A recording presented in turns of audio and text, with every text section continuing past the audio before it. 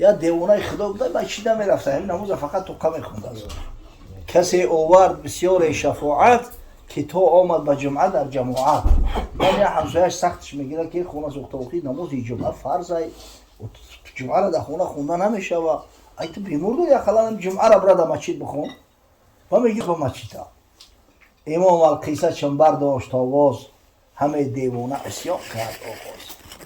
امام نماز شروع کرد این دیوانه خدا با اصل درون نگی گوری با میگه. یکی بعد از نماز از وی بپرسید جانت در نماز از حق نترسید که بانگی گاو کردی بر سر جمع سرت باید بریدن چون سری شم. بعد این نماز یک از بگی خونت بسوزه بدبخت ای خدا نمیترسی یک کسافت ای تو نخود در مسجد بعث کنی. چنینش گفت امامم مقتدا بود برو هم اقتدای من روا بود چه در الحمد گاوی میخرید و زمن هم بانگی گاوی میشنید. اما چه مجبورم کرده که بیای نماز بیو مسجد بیو. من اومدم به امام اقتدا کردم به امام حاضر ایستاده. اوی امام خونه سوخته گاو خری رفت من چیکار کنم من مجبورم گاو بشم. چه او رو پیشوا کردم به هر چیز هر آن چون میکند من میکنم نیست و پیشوا همو هر کاری او کرد من بعدم واجب میشه وکو باورش نکردم. یکی پیشی خطیب اومد به تعجیل سوالش کرد از این معنی به تفصیل. یک آدم اومد گفت حضرت هم یک دیوانه خدا همین میگه که تو گوخری رفتی در نماز چیکار کردی؟ اویو همین راست میگه. اگه او مردکو دیگه مردم بدن دروغ گناه کبیره میدونستن. رنگ زمان ما وری این دروغ فرتی چای نبود که بیهوده و بهوده دروغ میگن. با خدا قسم اگر این عصر ده میشید میگفت 99 از 10 فایزش میگفتن که نیروش از سیاه میکنه. ای من در فکر الله بدم در نماز بدم.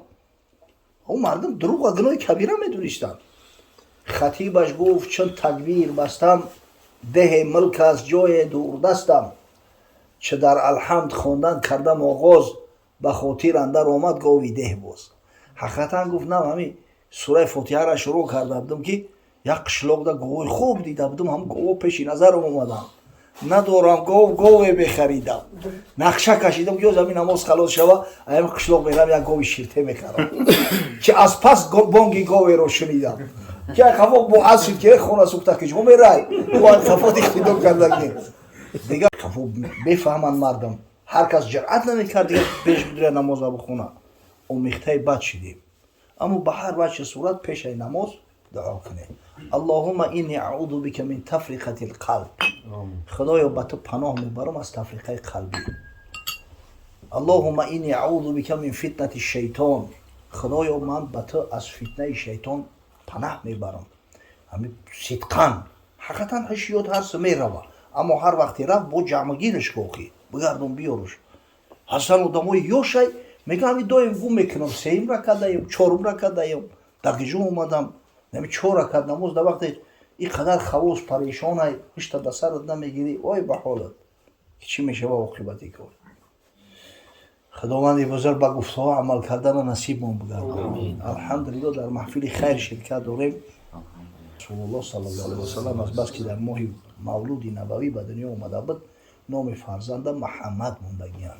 شاه حال مسلمانه که نام فرزند محبت بودن. الله اکبر.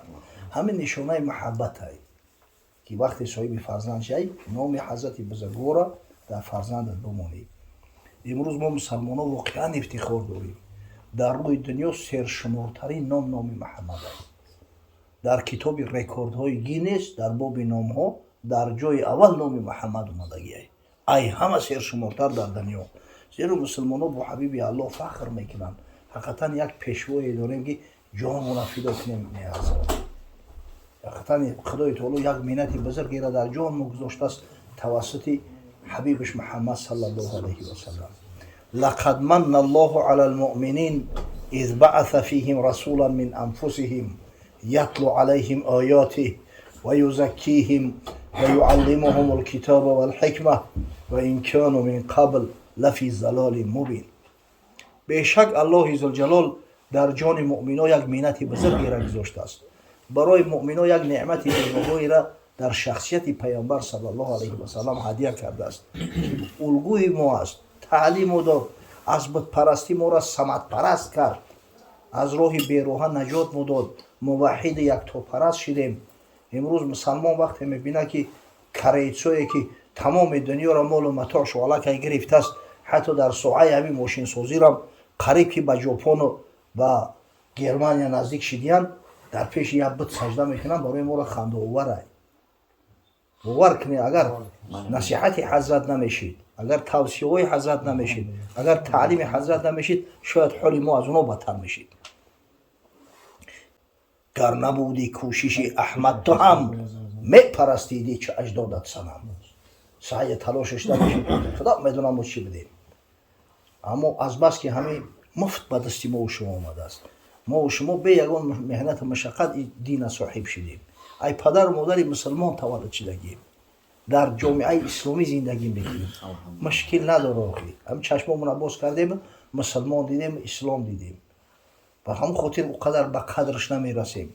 و ایلو اگر محنت میکردیم، به محنت مشقت به تحقیق اگر اینا می آموختیم، مایخد میکردیم، امروز جانمون فداش میکردیم. ای سبحان الله، قدر دین از بهر آن نشناختی، کس پدر میراث مفتش یافتی. مردی میراثی چی داند قدر مال، رستم جان کند مجان یافت زال. او چیزی که به میراث میاد آدم به قدرش نمیرسه.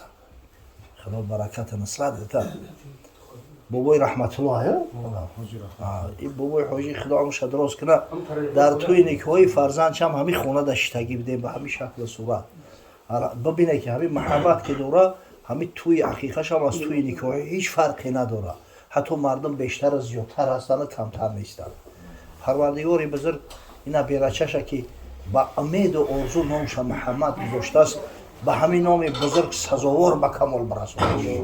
که حقیقتا اگر امروز با تولدش به محفل عقیقش اهل خاندان و دوستا خسانی میکرده باشند، فردا با عملش، با رفتارش، با علمش مسلمانای همه دیار افتخار کنند. خداوند برادرایی که در این محفل خیر شرکت دارن، صاحب همین فرزندای خوب و صالح، نوه‌های خوب و صالحه بگردونه و غیرت منبته که نام بزرگ رسول الله صلی الله علیه و سلم در عائله ها ما زنده بگردانیم. به امید و آرزو فرزندان را نام محمدی بگذاریم تا اینکه جامعه دگرگون شود. ثروت بویگری هر یک ملت فرزنداش تشکیل میکنند. تاریخ ببینه، هر ملتی که نام گفته است توسط فرزنداش گفته است. این زلطای زپس قطعی هیچ وقت بویگری و ثروت حساب نمیکنن. کسی کنه غلط میکنه. قوم را سرمایه ای صاحب هنر، نیست از نقد قماش سی نظر. مال او فرزندهای تندرست، تر دماغ سخت کوش و چاق چست. خدا کنه که هم فرزندهای تندرست، تر دماغ، چاق چست، به غیرت، به محبت، به انصاف به کمال برسن. انشاءالله در اون صورت هم آبرو و عزت دنیاوی را کسب میکنیم، هم نجات اخروی را.